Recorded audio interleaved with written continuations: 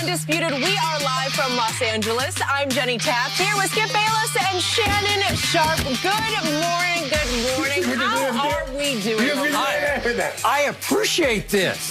Would you believe you've finally seen the light? My man Shannon Sharp is actually honoring Tom Brady as he got the sucking ears to his 10th Super Bowl. Thank you for that. In honor of the true GOAT. You know what? Thank you. You try to steal my thunder here. You know what? I didn't see that. No. You did see you see little Ron. Huh. What'd that say? I thought he was bigger than that. He was huge last night. He was like a lion. Let me get this. I'm gonna get this out your way, Skip. Okay. Get that right there. All right. You don't mind if I put this right here? Nope, you can do that. Hold on. Let me get here.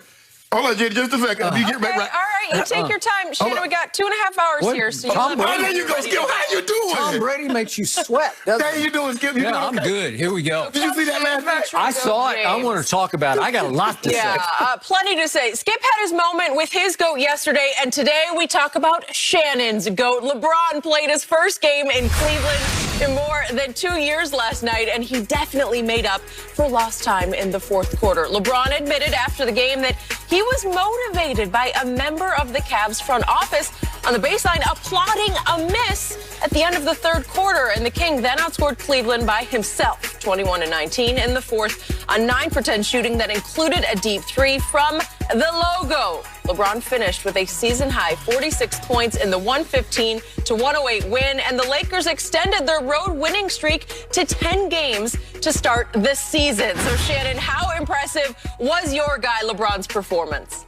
If you remember how we talk about these things, there are certain performances that are legendary, things that you'll never forget where you were when you saw it.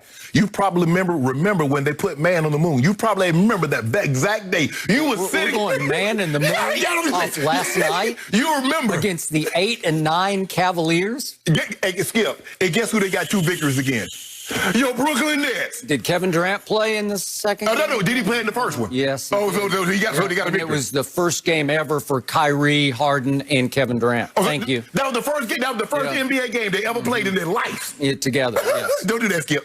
You try to undermine my guy, but I'm not going to let you do it. Skip, he was spectacular. This was a virtuoso. This is why you got to appreciate this, Skip. On a Monday night in January, early in a basketball season, he can give you that. You see, it doesn't see when guys give you great performance, and you love to see guys give you legendary performances in a playoff game. But can they summon that when they got nothing to play for, when there's no one else in the building, when there's very few eyeballs on the television? Can they give you that? The very thing that you and others have applauded Michael Jordan, he gave you legendary performances every night. The thing that we're going to talk about him a little later, Kobe, what you commended Kobe for, the mentality that he played with every single night, he gave you that. And now you want to demean him and look down because, I haven't even spoken yet. Don't worry about it. You did. He gave you that against the lonely Cleveland Cavaliers on a January. Is that a playoff team he played last night? What was Skip? I'm asking guys. You ask Skip. The Lakers play this man the king and ransom. They don't say we want you to just play good against Boston or play good against the Clippers. We want you to give us performances every night. And for no reason, he had no reason. First of all, he ain't even got no reason to be in the lineup in year 18 coming back after a 72-day rest. He got no business even playing on a Monday. But he did, and he gave you that. Now, Skip Bayless and Skip tell him, well, he hadn't been the same. So LeBron said, let me tell you what I'm going to do.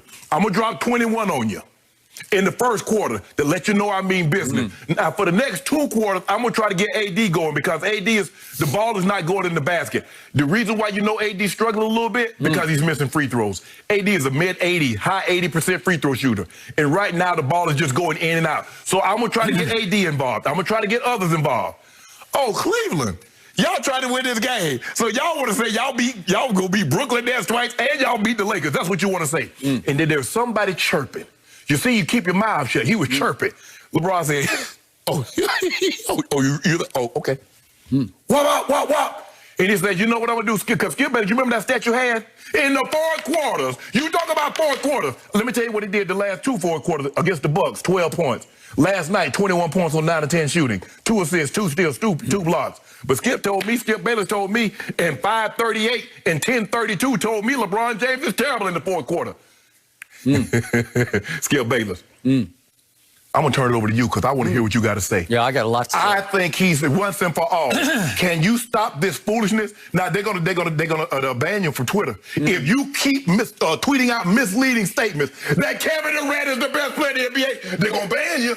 The last guy that did that, he got banned permanently. Really? I don't want to get you banned for a year, Skip, for tweeting misleading statements. How can you get banned for speaking the truth? No, that's misleading. That's misleading. They're going to flag you.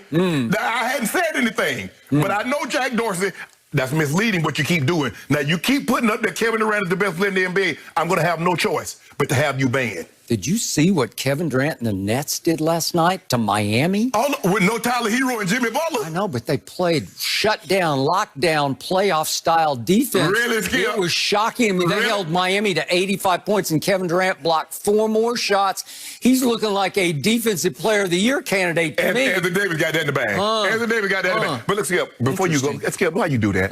So let me ask you a question. Have you seen more 120 and 130 and 140-point games from guys that the Nets have played, or have you seen more 80-point games? 85 total for the Miami That's Heat. one. I can go back and tell you about the 125 that they gave up to just Miami just the other day, and the 147 they gave up to the Cavaliers just the other day, and the 130 they gave up to the Cavaliers just the other day. Take it away. Kyrie Irving was playing his tail off, flying out of bounds to swat loose balls back into play. It was unbelievable. Now, back to LeBron. On a Monday back to night? the story of the night. So, what happened first? I watched the whole live post-game interview with LeBron, as I always do. I don't miss a trick with LeBron James. I watch every dribble. Stop saying the trick. It wasn't no trick. It was a little bit of a trick last night. What was the first thing out of his mouth? He talked about going home, obviously seeing his mom, seeing his uncle, getting that home cooking. But then right away, he volunteered this statement. Could we hear it, please? What did he say, Skip? No, obviously, you get inspired watching the greats play and, seeing Brady, see the things that he did with that team. That inspired me as well, but I just felt pretty good. I mean, as I have the whole season, I've been getting better and better as each game goes on, and felt good from the beginning and just trying to keep it going. He volunteered. He was inspired by Thomas, Edward, Patrick, Brady Jr., taking the Succaneers all the way to the Super Bowl. So you got to give him give Brady a little credit for this performance last night, right? No, well, seriously, he volunteered it. He was inspired by the true GOAT. He looked up and saw Brady doing that with that team that barely had 1 Pro Bowler. I don't think they had any. But let me ask you, they had JPP's not even a starter. Yeah, can I ask you a question, Skip? Do you believe Tom Brady played the equivalent of what LeBron played last night on Sunday? Played the equivalent? Yeah, was his game the equivalent of what LeBron did Sunday night? Are you kidding me? In degree of difficulty, beating the guy you say is the GOAT, Aaron Rodgers, at Lambeau, and the #1 seed with a team that had virtually no Pro Bowlers? Are you kidding me? It was off the charts extraordinary. It's the all-time Tom Brady achievement. No. And LeBron, who is a student of history, sat back and said, my God. No, Skip, I'm not saying team achievement. I'm saying was Brady's play. Tom Brady, was his play on Sunday the equivalent of what LeBron James did on Monday? Sure it was. I told you his first half was the greatest first half he's ever played in a playoff game. He got it home. No, Skip, the game. Yes. He got the Succaneers to the Super Bowl. And you're talking about a Monday night in January against the Cadavers, the Cleveland Cadavers, what's left of the Cavaliers in Cleveland. What you mean what's left of them? It's the house that LeBron built, obviously. Although, would you believe he was only 4-8 in NBA Finals in that building? He lost 8 games. He's lost 6 finals. 8 games. He was 4-8 in finals games in that building. But now let's get to the crux of the moment, the flashpoint. End of the third quarter, he shoots a little turnaround, and it sort of rolls off the front of the rim. And guess who over to his left is sitting in the front row? Because there are a few fans in, but mostly it's personnel. Yeah. There's a man named